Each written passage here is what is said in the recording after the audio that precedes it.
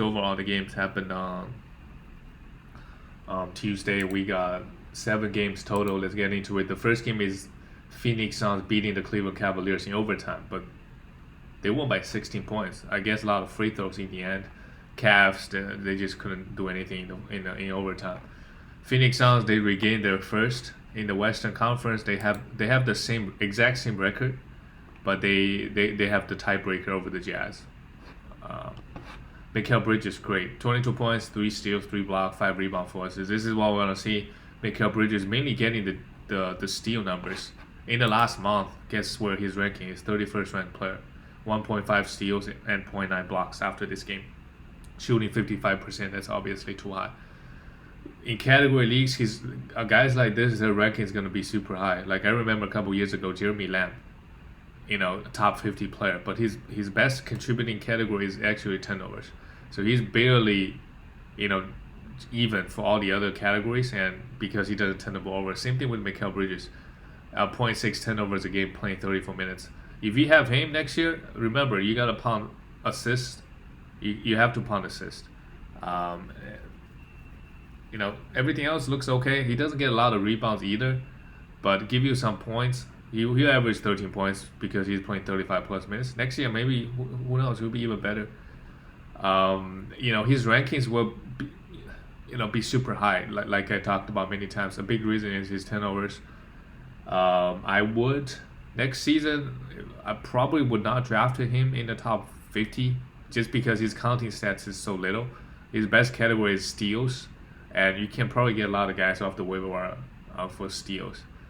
So I'll probably get him, depend on my team build, but I wouldn't really draft guys like this in the top 50 because their counting stats is so little. If you want to build up a team, first of all, you need some counting stats, right? You can't just try to win the 3 efficiencies and maybe some defensive stats because I personally wouldn't go that route. So I don't like draft players with very little counting stats, especially in the category leagues. In top 50 or 60 even. So some other guys I could think of, and Michael Porter Jr. is another example. But I think for Michael Porter Jr., if you pounding assists, he's also great. If you can stack him and Michael Porter Jr. and Mikhail Bridges, and maybe first, second round, you draft guys like Kawhi Leonard and Kyrie Irving, you just have a super, super efficient team. Don't have a lot of turnovers. Just everything is great. Torrey Craig, we said we wanted to stream him this week. If they have a back-to-back, Phoenix Suns would have a back-to-back this week. They have a back-to-back, today and tomorrow. So if we got Torrey Craig, I would hold on to him for another game. See what happens. DeAndre Ayton had a huge game, 15 points, 8 rebounds. Those are okay, but 70% from the field and 5 blocks. But again, he's been underwhelming all season, kind of like Mikhail Bridges. I wouldn't draft him in the top 30 or 40 to be honest. Devin Booker, 31 points, great. Great efficiency again. But if you drafted this guy end of first round and early second, he's nowhere near the production you want him to be.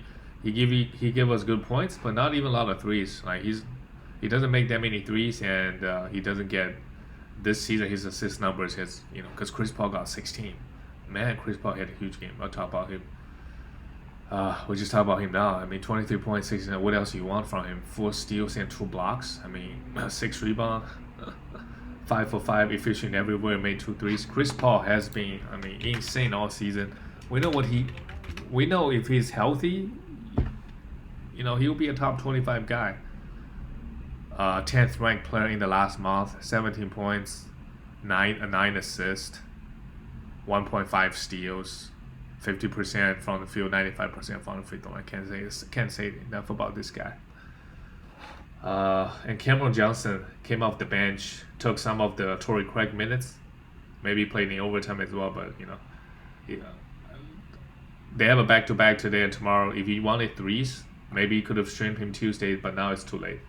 You don't want to spend an acquisition to pick him up just to have 3 games for the rest of the week. For the Cleveland Cavaliers,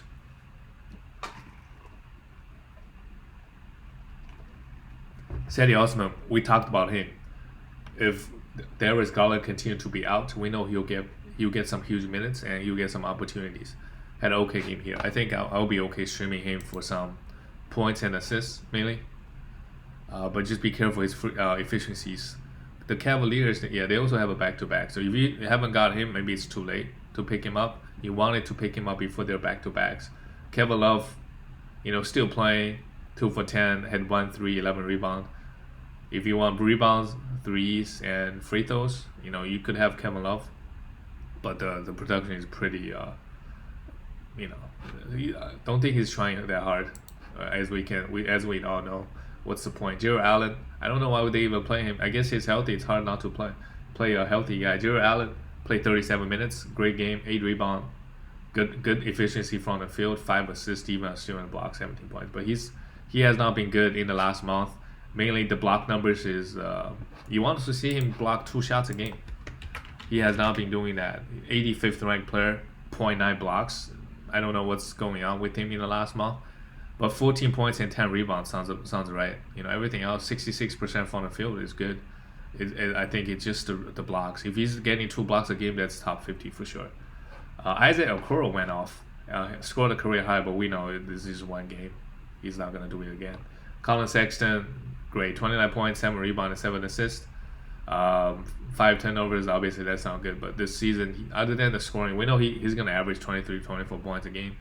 Probably put up similar counting stats scoring, similar points next year. It's can he get us more assists and steals, the other stuff. He definitely improved this year. In the last month, where is he at? 80th ranked player on the season, probably way better than he was last year. Last year he only scores and maybe give you some free throw, but this year give us 4 assists, over 1 steal. Good enough, better than I expected, to be honest. Let's go to the next game. The Charlotte Hornets beating the Detroit Pistons 102-99. The Charlotte Hornets, they have a back-to-back on Thursday, Friday. So Caleb Martin, I think his brother got hurt with the ankle injury. So Caleb Martin started playing, getting 34 minutes. Obviously, this game, Miles Bridges is also out. How much longer is Miles Bridges going to be out? Yeah. So this big news, Miles Bridges is out due to health and safety protocols. So you obviously drop him. If you saw the news yesterday, for sure he's a job, right? It sucks. He's like being a top 20 guy. So at the moment, Jalen McDaniels, you got to pick him up for the back-to-back. Thursday and Friday, is that what it is? Yeah, they have a back-to-back Thursday, Friday, so you gotta pick him up. You gotta pick up Caleb Martin, just like his brother. We can see this game can get defensive stats, do a bit everything. 17 points, 5 rebounds, 2 assists, 2 steals and block. Can fill up the box, the stat sheet. So we gotta grab him. We also gotta grab Jalen McDaniels. And also this game, PJ Washington is out. Man, everybody is out. So Peter Washington is questionable next game. He was out due to personal reasons. He should be back next game Thursday, Friday, so I would hold on to him. But yeah, I would stream honestly both Caleb Martin and Jalen McDaniels. Now that Miles Bridges is out, the guy plays almost 38, 39 minutes a game. Bismack Biyombo started, but I think PJ Washington is going to be back next game. You could still stream him for some rebound and blocks for their back-to-back. LaMelo Ball had a great one. 23 points, and he started at the shooting guard, 3 3, 6. Like I said, if LaMelo Ball was dropped, he for sure everybody thought he might be out for season, but he came back so quickly. And contributing in your championship week, we know that. I mean, next season, he's a guy that we'll consider for sure grabbing in the top 40, for sure. I would consider doing that. He's going to be better. He gives us a lot of defensive stats, steals, blocks. He can block shots, assists, rebound. Good rebound guy, hit threes. I mean, what else you want from him? The only issue is his efficiency. But counting stat-wise, everything is great. Terry Rozier, not the best. Like I said, we thought with Gordon Hayward out, he's going to take more usage, maybe more assists, but his efficiency fell off. Don't know if it's because Gordon Hayward is out or he just he cools down because he has never been that guy his whole career, like a 50%, 49% from the field guy. In the last month, 67th ranked player, which is still good. 20 points and 3 threes, and 6 assists even. But I think for next year, I can see the 20 points and 3 threes, but everything else would be mainly a points and threes guy, I think. And in the last month, just 0.9 steals. That's also, he was getting a lot of steals beginning of the season. Now it's in the last month falling off quite a bit. Brad Wanamaker got 30 minutes. I don't think he will get consistent 30 minutes. So I wouldn't. Malik Monk also played horribly. So those two guys, they do have a back-to-back. I'm not interested in them. I think there will be better options out there. For Detroit Pistons, we know they got 5 games. They played 2 games already. Sadiq Bey had a great game on Monday. Yesterday struggled shooting the ball 2 for 12. The only worry is his efficiency might be rough, but grabbed us 9 rebounds, 3 assists, and 2 threes, which is okay.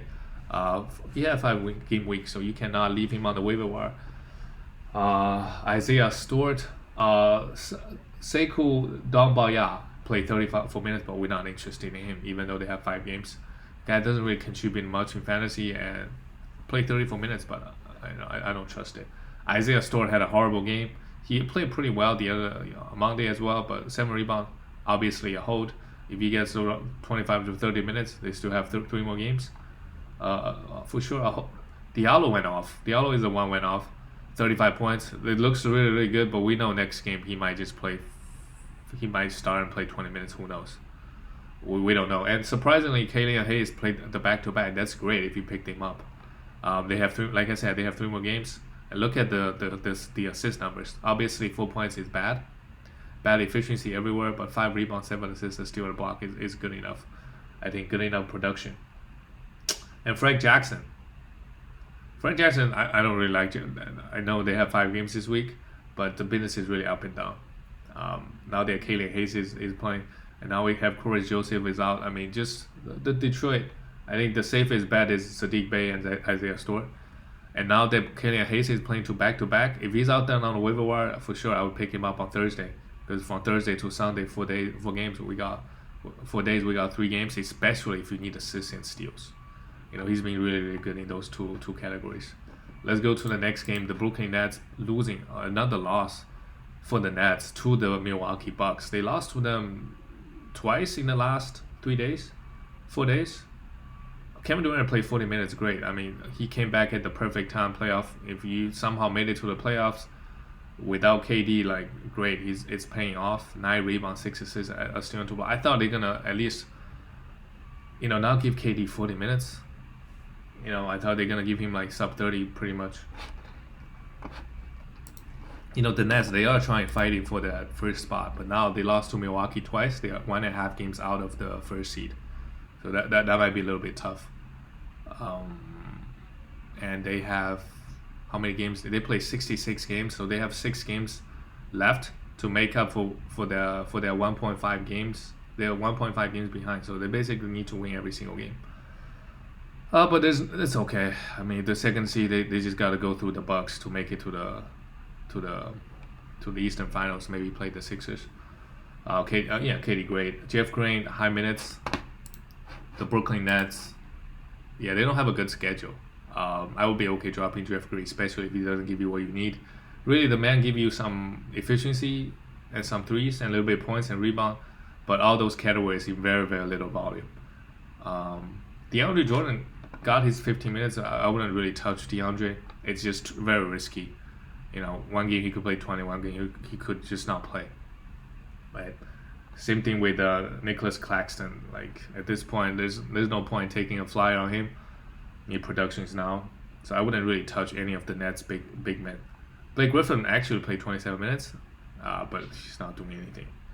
Kyrie also played huge minutes. Both Kyrie and KD, they were trying hard to win this game, because if they won this game, they will be only half a game behind the Sixers. So that's huge. So that's why that makes sense. Steve Nash played those guys huge minutes. They still lost though. 38 minutes for Kyrie. Kyrie is being a beast. Obviously with Harden now. I mean, Kyrie is the 4th ranked player in the last month. Kevin Durant was 4th and 5th ranked player on a per game basis. So both guys are monsters. not too much to talk about. As long the only concern with both guys is injury. Whenever they play the top 10 on per game basis, pretty easily. For the Milwaukee Bucks, Chris Middleton, high minutes for the big three, for the Milwaukee's big three. Chris Middleton, another great game, 7 rebounds, 4 assists, 2 steals, 23 points, and efficient everywhere. Middleton is just 47th ranked player, just very consistent every single year, finishing inside of top 50, top 30. Some years top 35, some years top 40, just in that area. Very, very give you good points, threes, a little bit assist, rebound, just give you a little bit everything and good efficiency. For Giannis, he actually struggled. 11 for 30, as people shit on Nets defense all the time, but they held Giannis to 11 for 30. They give Giannis a lot of 3-shot attempts, and he made 4 of them, which is okay, 33%. I'll be perfectly okay with that. For Giannis to take this many threes, if he hit 33%, and good from the free throw line, 83%. 12 rebounds, 4 assists, and steal, 36 points. Okay line from Giannis, not the best efficient night. Brook Lopez. For the Milwaukee Bucks, I'm just checking the schedule. Yeah, I would be very okay. Drop Brook Lopez after Wednesday. If you need blocks, sure, you can hold him till Friday and then drop him. Right? They don't. The thing with Bucks is they don't have a back-to-back. They don't have more games after Friday. So Saturday and Sunday, if this is your championship week, you gotta drop Giannis, you gotta drop Jrue Holiday, you gotta drop Chris Middleton, stream that spot. That's why, like I mentioned earlier, in my previous videos, you want to save acquisitions if this is your last week, because you could just drop guys and pick up more guys. Pick up guys on the last day. You get more games out that way. Jrue Holiday, another great one. I mean, what else can you say? 23 points, 10 rebound, 8 rebound, 10 assists, a steal and a block. I mean, just really, really good. He's another guy, I would be targeting for top 30, top 40. I mean, probably not top 30, top 40. I think guys like LaMelo Ball will be better than Jrue Holiday next season, because he's a year older. But guys like this, guards like this, that get a lot of defense, assists, and blocks and rebound. They're gonna be so good in fantasy. But yeah, he's very consistent, finishing top 30 pretty much in the past, 3-4 years. Dante DiVincenzo played 30 minutes and grabbed 15 rebounds. But you could drop him after tonight, for sure. This season he has not been good getting the steals. I think on the draft day people were expecting, because he was averaging 1.5 steals, and consider that he's gonna start the minutes. Maybe he averaged 2 steals, who knows, 1.7, 1.8. But he didn't do that. Not only he played more minutes, but the steal rate has gone down compared to last year. Let's go to the next game. The Dallas Mavericks beating the Miami Heat. Mavericks, they are on a winning streak. Well, they lost the previous one, but they went 7-3 in their last 10 games, and they are 6 games behind the Denver Nuggets. So in the Western Conference, from 5th to 7th seed, they're all very close. So it's important to be top 6 so that you don't have to play in the playing tournament. So the Lakers right now, they're 1 game ahead of Trailblazers. Both teams are struggling at the moment a little bit in their past 10 games, while the Mavericks are playing well. So because the playing tournament, everything changes, right? If you're the 5th or 6th seed, you gotta. I guess it just makes the games toward the end of the season more important for everybody. You can't just there is no you can't really cruising through. You have to play all the games. I guess it's good for fantasy because they can't rest guys. And for 9th and 10th teams, they still got a shot to make it, to be in the playing tournament. So I like the format. I can't really complain. And the format is I finally was able to got it right. I think I had some misunderstanding previously. The way it works is the 9th and 10th seed, they need to win 2 games. They play each other, So the way it works is the 7th and 8th seed, they play each other first, and the winner will make the playoffs, right? And the loser has to play the winner of the 9th and 10th seed. So basically, if you're in the 9th and 10th seed, there's no difference between 7th, 8th, and there's no difference between 9th and 10th, right? For 7th and 8th, you need to win 1 game. For 9th and 10th, you need to win 2 games. So that's a little bit unfair, because 7th and 8th seed, basically no difference. 9th and 10th, no difference. But yeah, maybe they can improve the format. The NBA, they're very good at coming up with different, format. Just try to get fans. Just try to make games more, to make games matter. Because unlike the NFL, we at the NBA, they got 82 games, so sometimes it's hard to make every game matter. This game for the Mavericks, Tim Hardaway Jr. started. Porzingis is out. I think the Coach Carlo is very smart at utilizing, just every time someone is out, he utilizes a different lineup for different matchups. So he's doing it for his own reasons. So Tim Hardaway, they got the win. Obviously, Jimmy Butler didn't play. Tim Hardaway Jr. played great, 36 points. That's why we love to, we stream him for points and threes, just hoping he could pop off, and he did here without Porzingis, 36 points and 10 threes. Maybe this is the pickup help you win threes and win you the league. Sometimes it's just one pickup difference. 10 threes is a huge swing. A guy that usually make 3 threes, that's, making 10 threes is huge.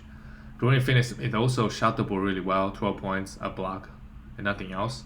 Willie Cauley-Stein only playing 18 minutes. The minutes is really up and down. And the Mavericks, they have a back-to-back on Thursday, Friday, so I will continue to stream Tim Hardaway Jr. for points and threes. And if I really need points and threes, I will just hold on to him till Sunday, right? Because they have another game on Sunday. Josh Richardson only got 22 minutes. I don't know why. Maybe it's a blowout. 17 points. Okay. I mean, if you need a little bit guard stats at some point, some threes, sure, they have a back-to-back. So I would stream him. I don't think he's a guy that they would just rest him on a back-to-back. I'm not 100% sure. Luka Doncic, 2 for 5 from the free throw line again. This has been a problem all season. 5 threes. The counting stat looked okay, and 7 turnovers. Dwight Powell, came off the bench and played 28 minutes and had a huge game, 10 rebounds, 3 steals, and 2 blocks. But I don't think he's going to replicate this performance. Let's look at the Miami Heat without Jimmy Butler. I think Trevor Ariza, you need to stream him. He's like the Danny Green, give you defensive stats and rebound and some threes. The Miami Heat, what's their schedule look like? They only have 3 games, so that sucks. So if you got Trevor Ariza, they got 2 more games. I would probably just hold on to him if I really need the threes and defensive stats. Bam, another great game, almost a triple-double, 9 rebounds, 11 assists, 11 points, and 2 steals. Duncan Robinson continues to be a 3-point streamer. In this game, he brought a little bit everything, 9 rebounds and 2 steals. Kendrick Nunn, just because they don't have that many games, like if you don't have those guys, like I would be looking to stream like Duncan Robinson if I need threes, but Friday. I would wait till Friday and pick him up for threes. You could potentially stream some Miami Heat guys on Friday if you don't have those players already. Okay, let's look at the next game, the Golden State Warriors. I think they beat the shit out of them just the other night, the Warriors, and then this game they lost.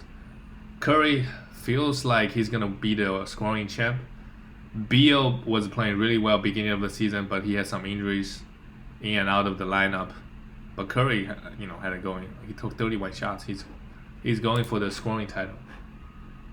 And I think he's gonna get it. We don't have that many games left, and Curry has been on a tier in the last 2 months. Number 1 ranked player last month. Him and Jimmy Butler both been going off in the last 2 months. Is it Curry? Yes, it's Curry. So really good. This game 8 threes again, 9 assists, 3 steals. If he is scoring 35 points, it's hard for him to get 7-8 assists. He averaged about 5 assists in the last month, which is still okay. I mean, shooting 50%, 90%, just just some crazy efficiencies. Ever since James Wiseman, I don't know if, and Kelly Oubre obviously also out of the lineup, it really freed Steph Curry. I don't think it's a coincidence that the fact that Wiseman went out. I mean, there are probably a couple of factors. I mean, one thing is Wiseman went down, and also Kelly Oubre Jr. was out, and he didn't really start after that. So Curry just changes his mentality. Gonna be aggressive all game, and this is what we have. Just really scary stuff. Kent Bazemore, I will continue. They have they just had a back-to-back Monday, Tuesday. They have 2 more games. I'll be okay streaming maybe Kent Bazemore Thursday and Saturday, and then spend another acquisition for somebody else on Sunday. It just depends on how many acquisitions you have, right? If you don't have Kent Bazemore, I don't know. Maybe 2 games of Kent Bazemore is better than, if you really need those defensive stats, it's better than some other guys' 3 games. I don't know. It depends on how many acquisitions you have. But Kent Bazemore has been getting consistent 30 minutes, and his last game was really, really good. Kevon Looney, not so much. I would just leave him on the waiver wire. Draymond Green, another great game. If you have Draymond, remember to pump points next season. 12 rebounds, 9 assists, a steal, and 2 blocks. Really good stuff. And Andrew Wiggins continues to score at a really, really good clip. Made his free throws, 1 for 1, 5 threes, 26 points here. The Warriors are, their starting lineup been playing really, really good, especially in fantasy. Obviously, we got Curry, Draymond, and Andrew Wiggins also have been really good. Same thing, Draymond Green, I really haven't talked about him that much. I mean, even if you, in 9 categories, he was 23rd ranked player. If you're counting points, probably top 10. 8.6 rebound, 9.4 assist, 2.1 steals, and 1.1 blocks. Just good numbers across the board. Just not scoring points, averaging 7 points. So if you get Draymond next year, remember just 2 points.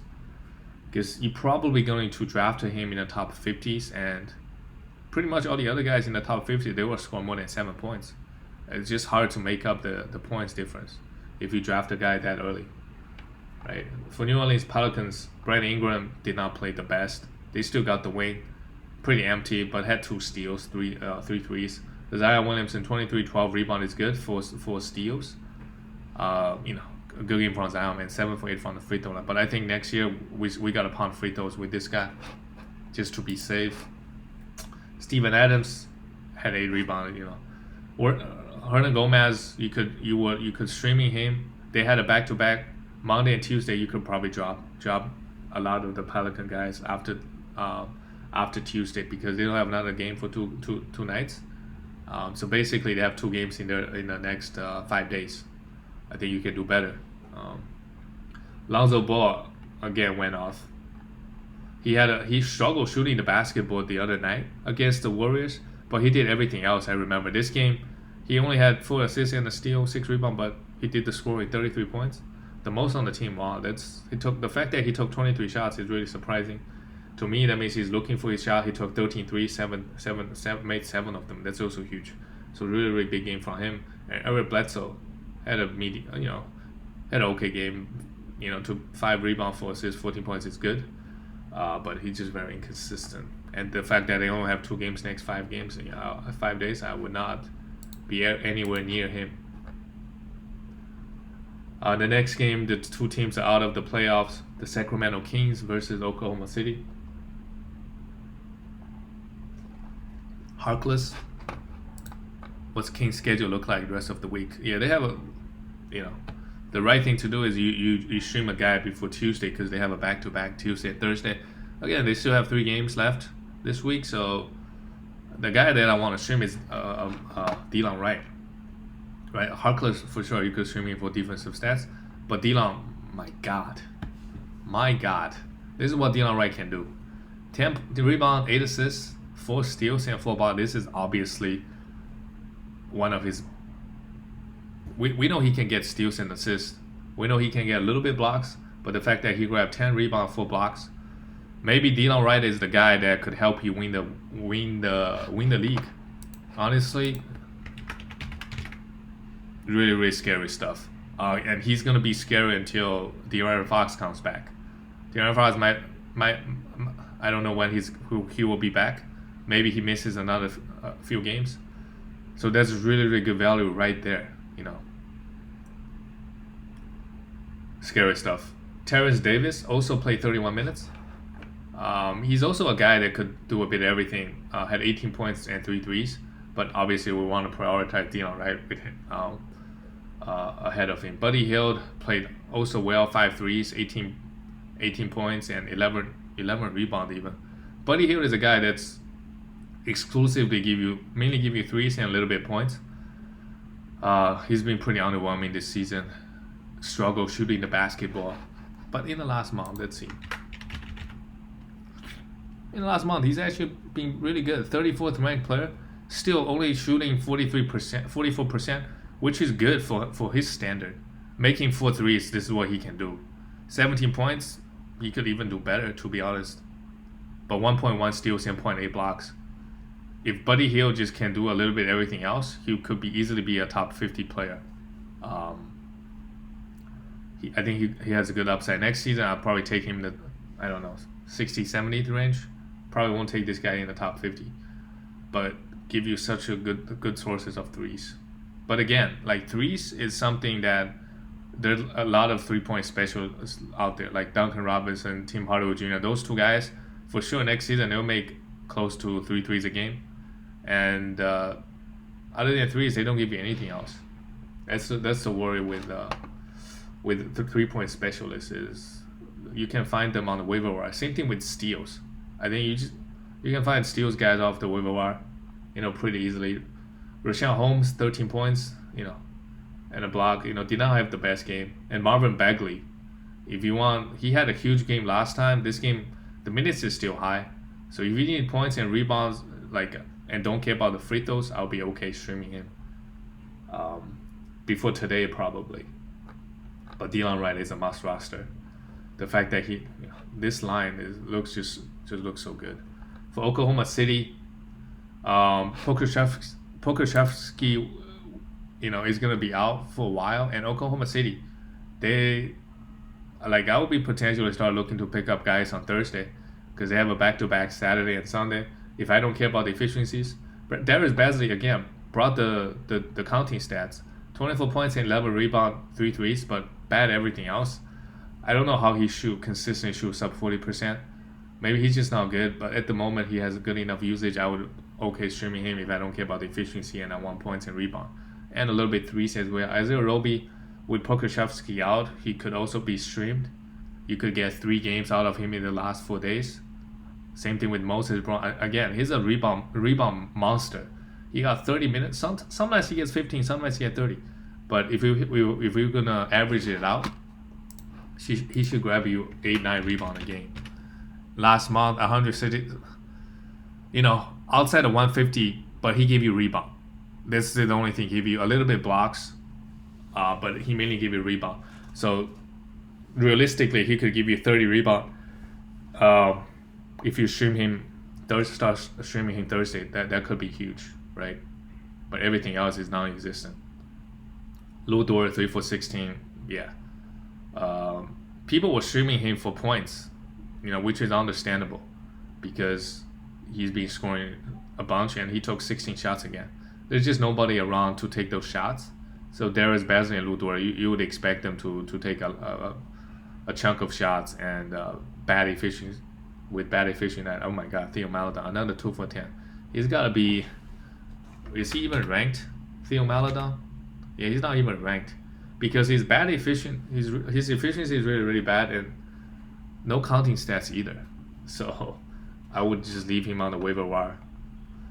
But if you really need some assist, they do have 3 games toward the end of the week. I guess you won't find guys that would better on the waiver wire in terms of getting you the assist. Now the last game of the night is Toronto Raptors losing to the Clippers. Yeah, Raptors, they're done. They won't make it to the play-in tournament because they are 3.5 games behind the Wizards. And how many games we have left? We have 7 games. So they're basically out, unless the Wizards lose all 7 games. The Raptors, Fred VanVleet and Kyle Lowry, they taking turns resting. if they have a back-to-back. The good thing is the Raptors, I mean, they don't have a back-to-back. They don't have 3 games. So you could drop Kyle Lowry, you could drop Fran VanVleet, you could drop everybody after Saturday and stream that spot. Stanley Johnson started, had 33 minutes. I mean, not interested in him. And the fact that I only have 2 more games this week, I wouldn't really stream anybody. And OG Anunoby was out again. It's just weird stuff. Siakam played 41 minutes somehow. Just enjoy while you can. They have 2 more games this week, so hold on tight. Cam Birch, sure, 13 points and 8 rebounds. But remember, guys, if your league, if your finals is in last week, or you have a 2-week final, and your team is still playing, the Toronto Raptors, they do, some of the guys, they still have some value. They have 4 games next week. So like a guy like Cam Birch, I would hold it all the way. Right, because he's been getting consistent 30 minutes, good rebound, good efficiency, and been getting a lot of defensive stats. Had 0 this game, but pretty good. Utah Watanabe had played 30 minutes. The Japanese guy, I don't know if he was a good fantasy guy, because he really haven't got a chance to play huge minutes. The most minutes he gets is like 20. So I don't know. This is a new change. They decided to start him over maybe a Malachi Flynn. Malachi Flynn only got 30 minutes. So this is a guy that I could potentially keep my eye on for next week, because they only have 2 games left this week. So I'm not too interested in him. But next week, consider the Raptors are out of the playoffs. Who knows, right? If you get 3-4 games out of him, he could be a good fantasy guy. Pretty active on defense. So he could contribute that way. Malachi Flynn, yeah, could drop him. They only play him 30 minutes.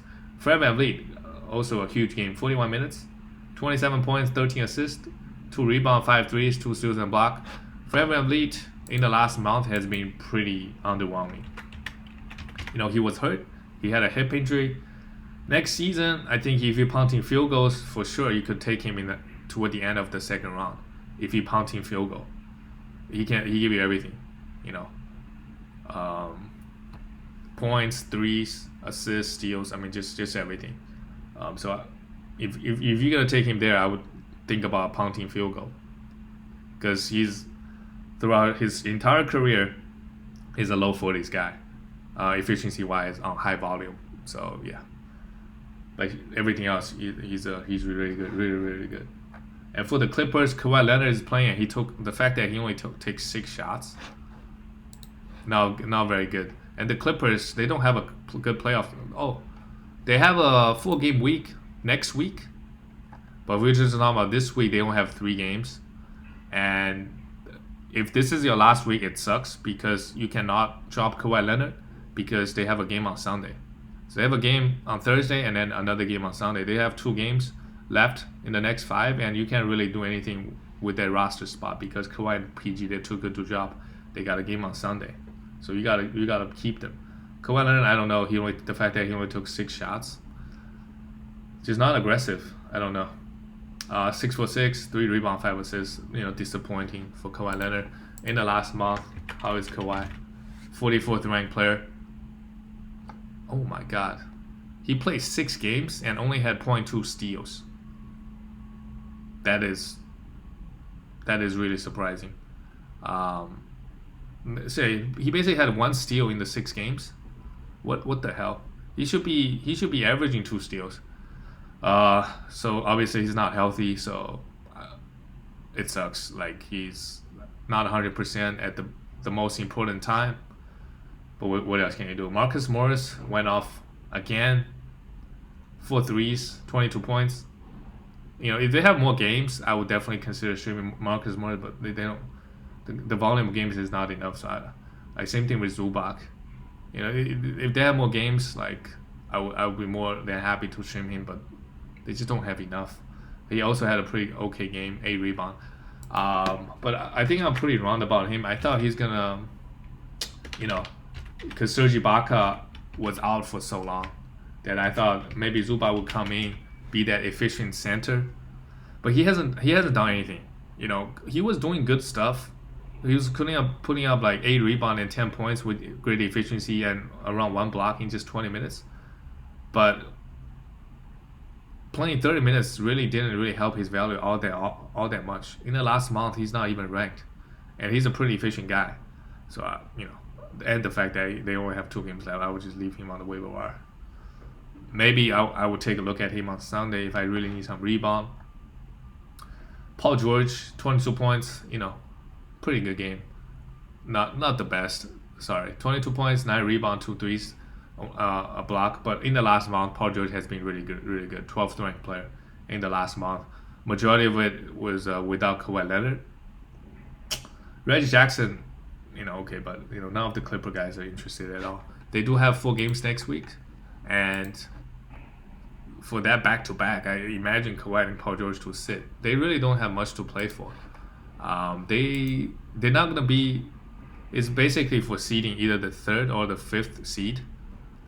Third or 4th seed, because them and Denver Nuggets, they're very tight.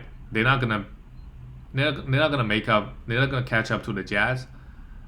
So it's just for seeding purposes, and I don't know, playing Phoenix Suns in the 2nd round versus playing Jazz in the 2nd. I mean, I don't know how much of difference does that make, to be honest. So I don't think Clippers have all that much to play for.